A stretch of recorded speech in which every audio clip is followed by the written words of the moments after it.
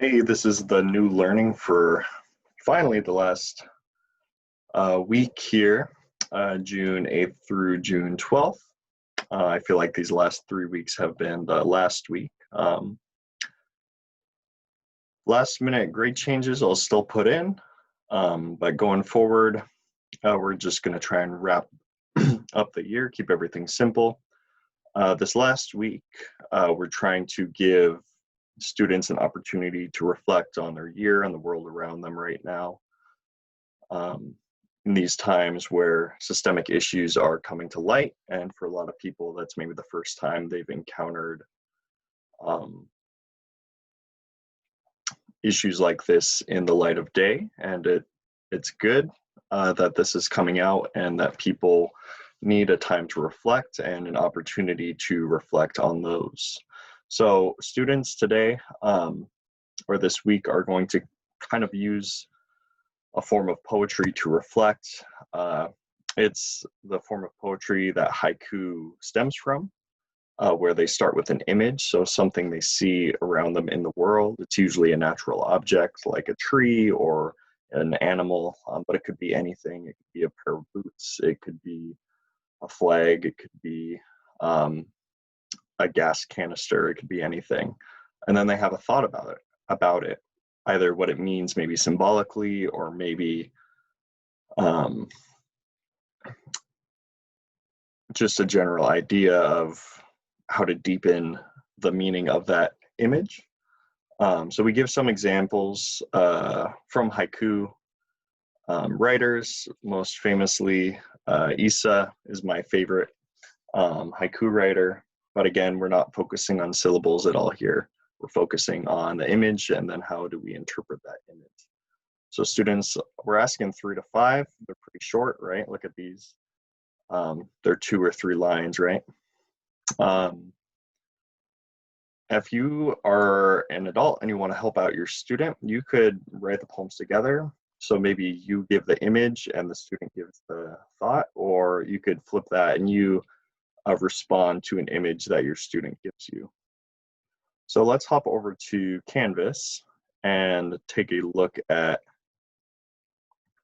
the actual page for this. So if we go here, so we're finished up with our newspaper. Hopefully you can take a look at that. I think it was pretty fun. We got a decent amount of responses on that. So let's look at our discussion for this coming week.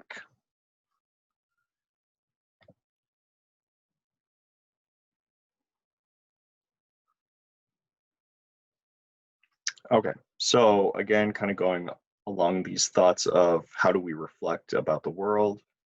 Right, some people like to keep written diaries. I know people in my family have kind of a 1 second a day app that then they'll share at the end of the year. And some people write poetry, or some combination of all 3 or 4. So again, here are the instructions. Here are some examples.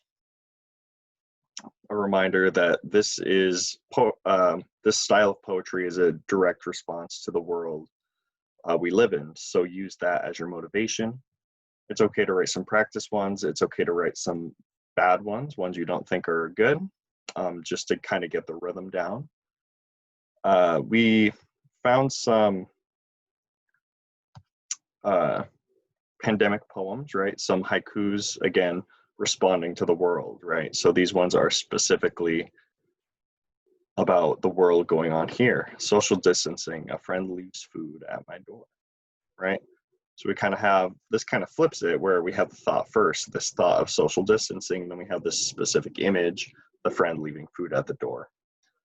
Or right here, lockdown, I remember my ant farm, right? So we have this image or this idea, which is similar to an image of a lockdown, and then we have this thought about it, right? I remember my ant farm.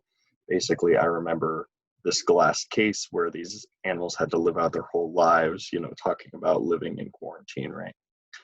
And then we have some art by Iona Roselle Brown, very great artist. If you want to continue looking at some of her art, it's really interesting.